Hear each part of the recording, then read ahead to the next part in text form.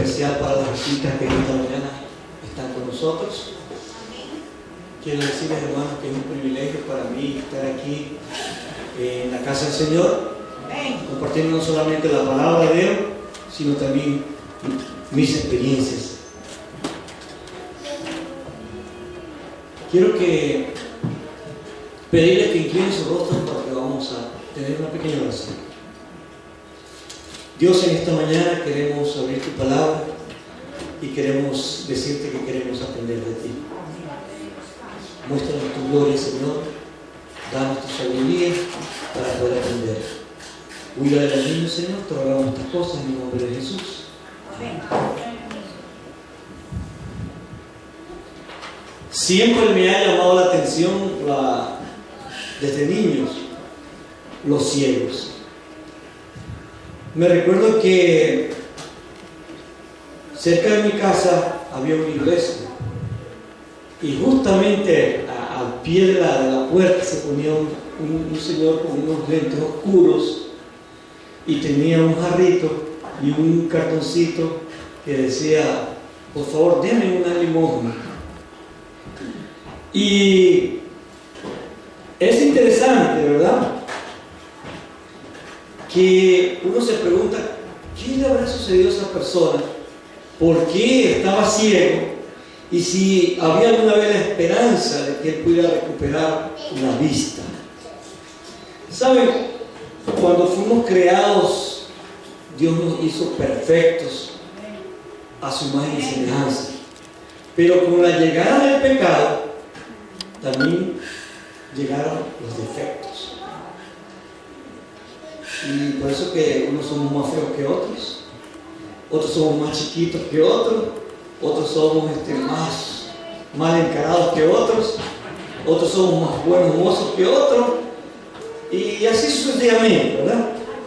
Pero que dentro de esos defectos está una de las cosas que estamos hablando, es la ceguera. Y la ceguera, hay varios tipos de ellas. Hay cegueras que son causadas por accidentes físicos.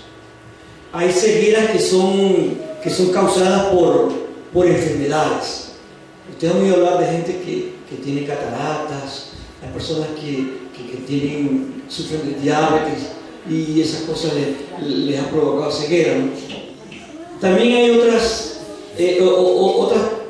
causas, como por ejemplo son las congénitas, que hay personas criaturas que nacen ciegas. Y también hay cegueras que son producidas por la maldad de otros, ¿verdad? Cuando suceden las guerras entre países o entre reinos, ¿verdad?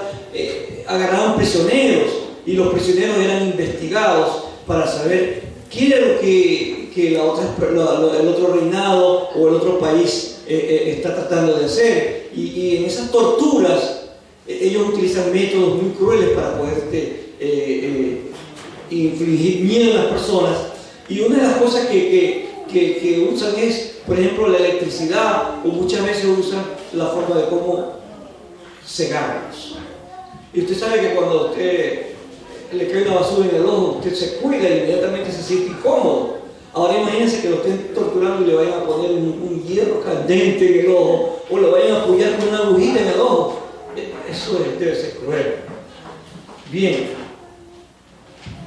Pero hermanos,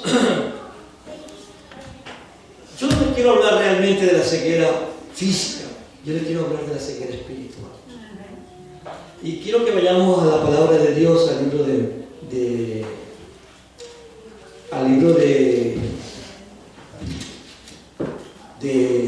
Judas. Pero antes de llegar a Judas, yo quiero explicarles algo relacionado al Señor Jesús y su ministerio. Dice la Biblia que cuando Jesús empezó su ministerio, hizo llamados a hombres, a mujeres, a jóvenes, y dentro de esos jóvenes, dentro de esa gente que estaba alrededor de Jesús, vino un hombre llamado Judas. Era un hombre alto, No era un hombre bajito, era un hombre alto. Este hombre tenía una característica, que era muy visionario para los negocios. Él era muy, vamos a decir la palabra, muy hábil, por no decir astuto, ¿verdad?, en las finanzas.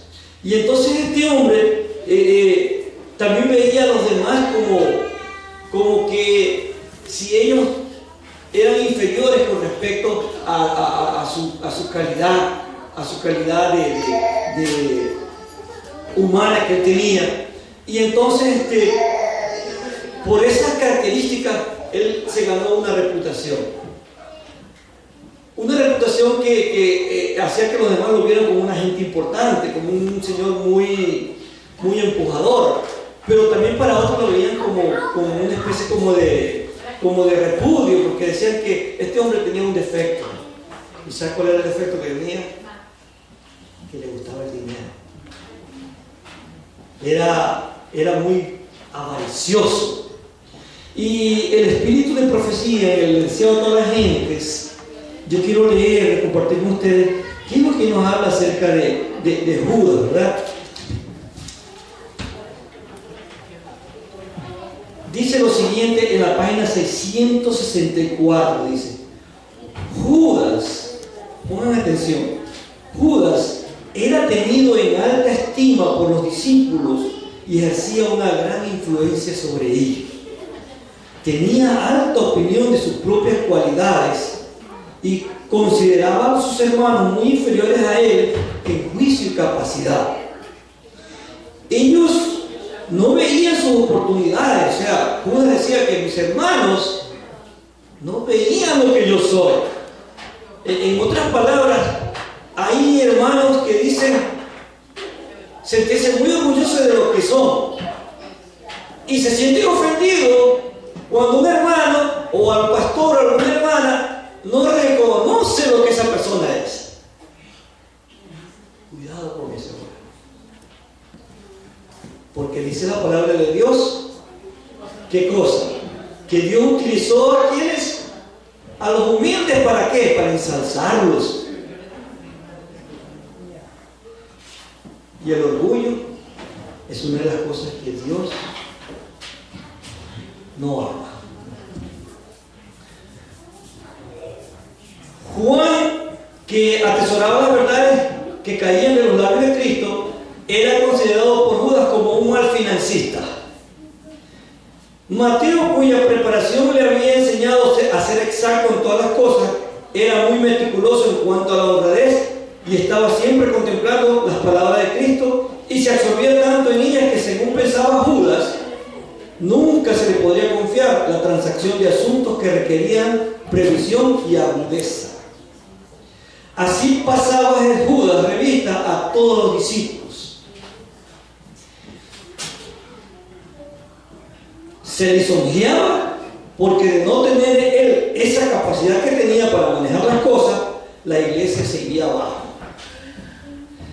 Se veía con frecuencia en perplejidad y embarazo. Judas se consideraba como el único capaz, aquel a quien no podían aventajarse en los negocios. A pesar de su propia enseñanza del Salvador, Judas estaba de continuo sugiriendo la idea de que Cristo iba a reinar como rey en Jerusalén. Procuró obtenerlo cuando los 5,000 fueron alimentados. En esta ocasión, Judas ayudó a distribuir el alimento a la hambrienta multitud. Tuvo oportunidad, dice, de ver el beneficio que estaba a su alcance e impartir a otros. Pero ¿saben una cosa? Judas fue quien puso en pie el proyecto de tomar a Cristo por la fuerza y hacerle rey. Ustedes se recuerdan que decía que queremos un rey y le decían Hosana, Hosana, y le ponían los laureles y las palmas y lo dejaban pasar a él. Él fue el de la idea de Dios.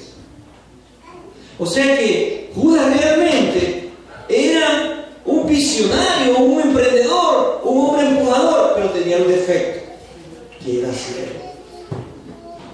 Porque él miraba las cosas terrenales y no miraba las cosas espirituales que Dios realmente quería hacer. era que no solamente lo llevó a perder la vida eterna, sino también que perdió su vida misma. De tal manera que ustedes saben la historia, él se ahorcó. Y como es parte de una profecía, cuando él se ahorca, la soga se rompe, él cae y dice que su cuerpo se abrió en dos y todas sus vísceras se regaron.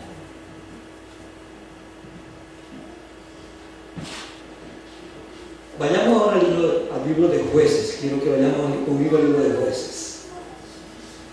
Jueces capítulo 13.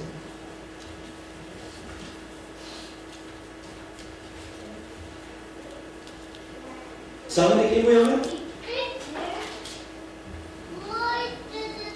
De un señor muy fuerte.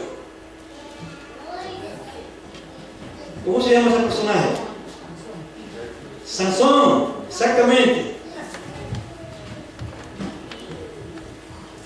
Resulta que el marco histórico dice que Israel estaba pasando por una decadencia espiritual, moral, muy grande.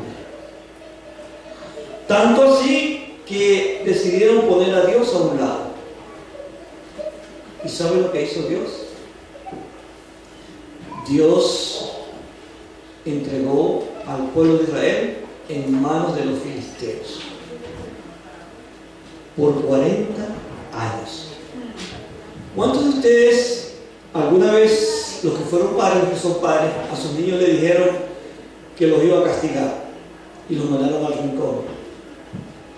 Yo me recuerdo que mis niños y hoy mis nietos, cuando hacen una cosa, yo los mando inmediatamente al rincón a meditar en la esquina y le digo, se va a quedar ahí 2 minutos. Y no pasaron unos segundos y se voltea la niña y dice, papi, ya pasaron los 2 minutos. Se impacienta, ¿verdad? Imagínense ustedes 40 años de castigo, de esclavitud bajo las manos de los filisteos. Y mis hermanos, Sansón era un hombre que Dios lo puso como juez, que Dios lo estaba tratando de utilizar para liberar al pueblo de Dios, pero él se sintió muy orgulloso de lo que tenía. Él era un hombre fuerte, tanto así que la Biblia nos dice que él fue a una ciudad y arrancó las puertas y se las cargó cuesta abajo. Y no eran unas puertas como las que están aquí, que son de tambor, eran unas puertas pesadas.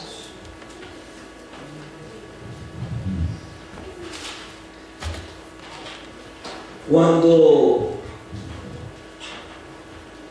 se topó con Dalila, era una mujer que Dios le había dicho no se juntara. Esta mujer lo convenció tanto que hasta le lloraba y le decía que no la amaba porque no quería ser el secreto de su fuerza. Sansón, a pesar de ser un hombre fuerte, se volvió ciego. Él empezó a tener relaciones con una mujer que no era de su pueblo y empezó a sentirse que él podía ser un fácil libramiento de las manos de los filisteos, hasta que le declaró su secreto, entre comillas, que le cortaran el pelo, y al día siguiente, cuando vinieron los filisteos, lo agarraron y tuvo fuerza. Pero mis hermanos, no era que a él le cortaron el pelo y se le acabó la fuerza, era que Jehová se había apartado de él en ese momento. Nosotros a veces, así como Sansón, cegados por el amor a nuestros hijos, les permitimos que ellos, en lugar de ser educados, ellos nos eduquen a nosotros.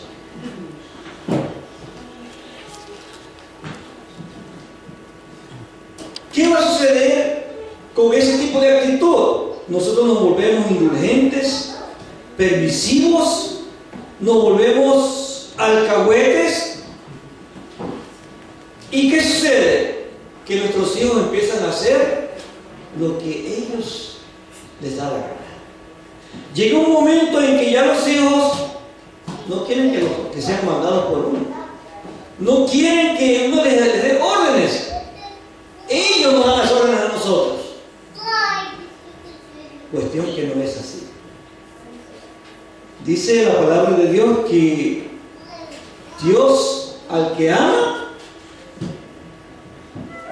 lo reprende y castiga. Y cuando a usted su hijo le da un par de nalgadas o le da una orden, usted está amando a su hijo de verdad. No es porque esté aquí Teresita, pero yo vi a su esposo sacar a Joseph por esa puerta y le dio un par de nalgadas allá, y ese nene vino derechito para acá otra vez. ¿Usted cree que ese era odio hacia el nene? No, ese era amor. Porque si usted no lo corrige ahora, cuando usted es grande, tampoco le va a hacer caso. Y se va a correr toda la vida. Cuando yo era niño creía que mis padres no me amaban porque no me daban lo que yo quería. Cuando yo crecí, me di cuenta de mi ceguera. Que no era así. Que era que mis padres me amaban, pero me daban lo que ellos podían y cuando se podía. No era cuando yo lo quería. Y cuando tú y yo tenemos un problema ante el Señor, tú quieres que Dios te dé las cosas inmediatamente, pero no es cuando tú quieres que el Señor te va a dar las cosas. Es cuando Él ve la cosa propicia para ti que te va a responder a tu problema. Esta mañana yo le contaba la experiencia de mi padre, que yo me sentía frustrado, mal, porque yo quería que él fuera adventista como yo. Pero no es cuando yo quería. Era que el Señor estaba preparando el ambiente para que esa persona fuera en su tiempo y en su momento un hijo de Él. Las frutas no caen del árbol cuando usted quiere, las frutas caen del árbol cuando están maduras.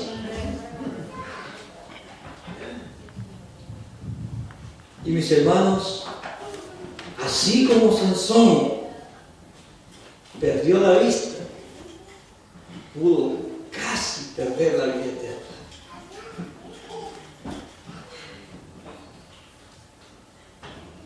Acompáñenme en el libro de Hechos.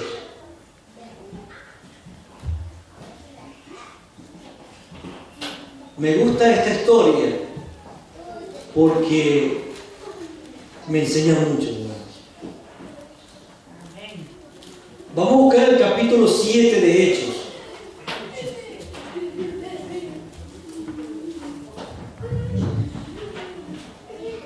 Quiero decirles que en el capítulo 6 del libro de los Hechos nos narra un cuadro de lo que sucedió acá. Y yo se lo voy a refrescar. Dice que en aquellos días la iglesia empezó a crecer. ¿Ustedes se recuerdan de Esteban? ¿Saben quién es Esteban? Sí, ¿verdad? Había un crecimiento grande de la iglesia y los apóstoles y los discípulos no eran suficientes. Entonces dijeron ellos, bueno, vamos a reunirnos y vamos a nombrar 7 varones que tengan el Espíritu Santo y que sean de qué? De buen testimonio, para que pueda atender a las viudas y a las necesidades de la iglesia. Mis hermanos, la suerte cayó sobre Esteban, Felipe, Prócoro, Nicanor, Timón, Parmenas y Nicolás. Pero quiero detenerme en Esteban, porque Esteban, lleno del Espíritu Santo, empezó a hacer, dice el versículo 8, grandes prodigios y señales entre el pueblo. nos sentimos contentos. Yo una vez estaba en la isla de Margarita, en Venezuela, y apareció un grupo de hermanos y el pastor dice: queremos dar un regalo de reconocimiento a este hermano, que le decían Marciano, por supuesto, de casualidad, y le dice: ¿y quieren saber por qué le damos un regalo a este hombre? Porque este hombre ha bautizado más de 25 personas en menos de un año. Y mis hermanos, el hermano Esteban empezó a hacer prodigios y señales, y muchos hermanos de la iglesia empiezan a hacer grandes cosas en pro de la obra, en pro de las almas perdidas. Y mis hermanos, nos sentimos orgullosos, pero a veces también el enemigo ataca a la iglesia. Y el enemigo hace que de alguna manera se produzca un estorbo. Fíjense lo que dice el versículo 9 del capítulo 6. Entonces se levantaron unos de la sinagoga, llamados de los libertos, de los de Cirene, de Alejandría, de Cilicia y de Asia, disputando con Esteban, pero no podían resistir la sabiduría y al espíritu con que hablaba. ¿De dónde se levantaron estas personas? De la sinagoga, dice. ¿Lo leyeron? ¿Están leyendo su versículo? De la sinagoga. ¿Qué es la sinagoga, hermanos? La iglesia. La sinagoga es la iglesia actualmente. Y estas personas, los libertos, los de Cirene, de Alejandría, de Sicilia y de Asia, estaban disputando. ¿Qué disputaban? ¿Qué discutían? ¿Por qué contendían con Esteban? Porque Esteban les dio la historia desde los comienzos hasta los días de él. ¿Y qué sucedió? Que dice que estas personas no soportaban. ¿Y qué hicieron ellos? Se taparon las orejas y le chillaban los dientes de rabia contra él. El diablo pone también enemigos en la iglesia para que usted y yo no salgamos a decirle a las almas que Cristo viene pronto. Él quiere quitarle el gozo. Él quiere quitar ese esfuerzo, esa fe que tú tienes. Él quiere quitarla de ti. Ese reavivamiento que tú quieres tener, te lo quiere quitar para que tú no hagas nada. Y hermano, no hay peor cosa que cuando el enemigo nos ataca, no nos suelta. Esteban fue sacado y apedreado, y aparece en el escenario un personaje llamado Saulo. Saulo era un hombre con mucha educación, influencia y poder. ¿Qué hacía Saulo, hermanos? Era un incansable perseguidor de la iglesia. Pareciera que las injusticias nunca terminarían, pero para Dios no existe eso. Dios le pone un parado cuando ve que la niña de sus ojos, que somos tú y yo, estamos siendo atacados. Y en el capítulo 8 del libro de los Hechos, permítanme leerles lo que pasa. Saulo consentía en la muerte de Esteban, y en aquel día hubo una gran persecución contra la iglesia que estaba en Jerusalén, y todos fueron esparcidos por las tierras de Judea y de Samaria, salvo los apóstoles. Hombres piadosos, hermanos, fueron perseguidos. Mujeres que habían crecido y habían visto los milagros de Dios eran ahora perseguidas. ¿Por quién? Por Saulo. Y este hombre, no contento con eso, dice, asolaba la iglesia y entrando casa por casa, arrastraba a hombres y a mujeres y los entregaba a la cárcel. Y este hombre, según su juicio, su razón, estaba haciendo bien, pero estaba haciendo, era un ciego. Estaba ciego. Ciego espiritual. Camino a Damasco, dice la palabra de Dios, que Jesús tuvo un encuentro con él. Una luz lo cegó y le dijo, ¿por qué me persigues? Este hombre, dice la palabra de Dios, que cayó, pero cuando se levantó, dice, estaba ciego. ¿Cuántos de ustedes han visto al sol directamente? Y luego han vuelto a la vista a su alrededor. ¿Qué ven ahí? Como unos destellos, ¿verdad? Como luces como de azules y de colores amarillos, una cosa fosforescente. No pueden ver, no podemos ver cuando vemos al sol así. Yo me imagino la ceguera de Saulo. Mis hermanos, Sansón nunca recuperó la vista. Saulo tuvo el privilegio de recuperar la vista. Pero según lo que he leído, no fue exactamente 100% buena la recuperación de él, porque él habla de un aguijón. Su vista no quedaría bien. Porque el día que Jesús mandó a alguien para que lo sanara, dice que la Biblia que cayeron como una especie de escamas de sus ojos y él pudo ver, pero siempre tuvo problemas con su visión. Mis hermanos, este caso de esta ceguera espiritual es la que está corriendo la iglesia. Muchos de nosotros queremos decirle a las cosas malas que son buenas y a las cosas buenas le queremos decir que son malas. Hay mucha permisividad dentro de la iglesia. Hay muchas cosas que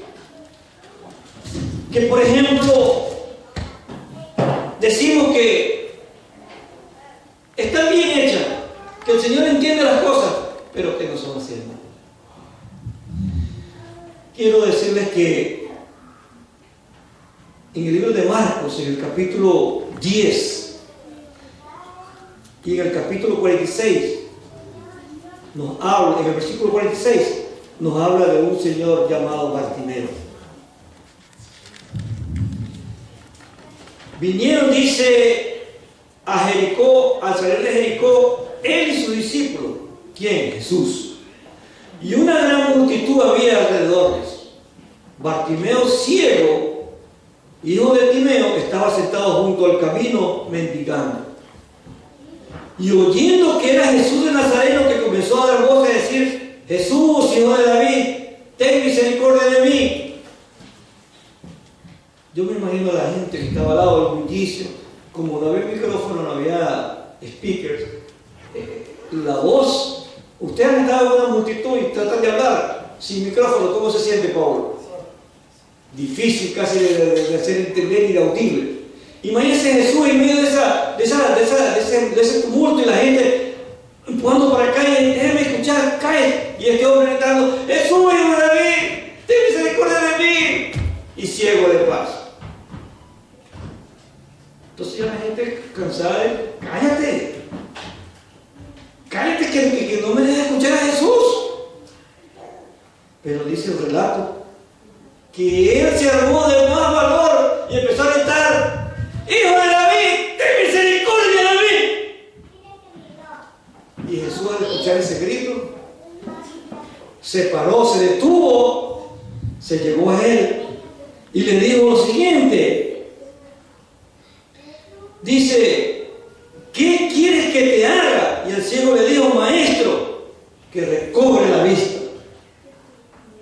Quizás, hermanos, los afanes de esta vida, los problemas que tenemos nos acosan y caemos en el olvido espiritual y nos olvidamos que solo en Jesús hay sanidad. Gritemos, hermanos, como Bartimeo: Jesús, hijo de David, ten misericordia de mí. Que Dios quite nuestra ceguera espiritual. Que Dios nos bendiga.